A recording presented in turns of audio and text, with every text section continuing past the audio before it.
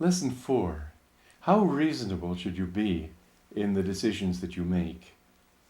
Reason, of course, is a very important thing in helping us to reach any decision. But what I want to make, the point I want to make, is that reason can also block constructive and creative action.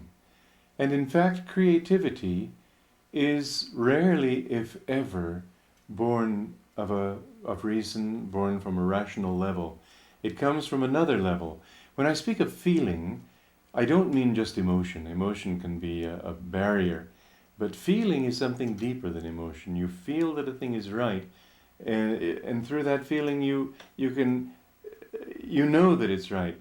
If you're only on a level of reason, you can see many different reasons why a thing is good and many different reasons why a thing is bad.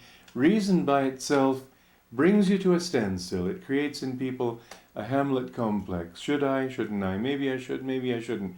It's a good thing, well, but on the other hand, maybe it's not a good thing. Reason sees things, you might say, two-dimensionally. It doesn't give them depth, and so you can't see how far you'd go with them. You can only see things pulled apart, but you can't see them put together again.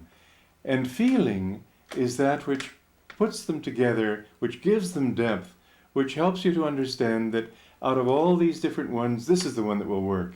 This is the one I resonate to. Now there are a lot of pitfalls on the path of reason, and that's why people are of feeling, that's why people are always a little leery of feeling as an only guideline. But if the two are brought together, feeling guided by common sense, then you have a much better combination. Feeling, first of all, has to be calm.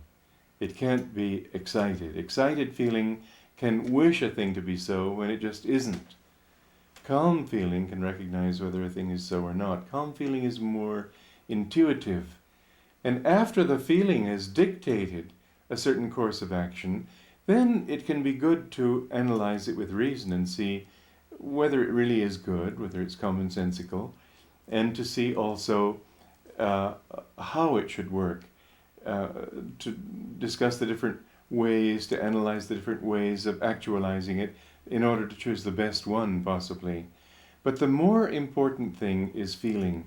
Never trust reason unless your heart concurs with what you're trying to do.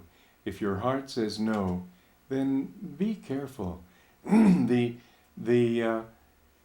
nothing else, if you don't have the feeling for it, you won't have the enjoyment for it, and so you won't do it well anyway.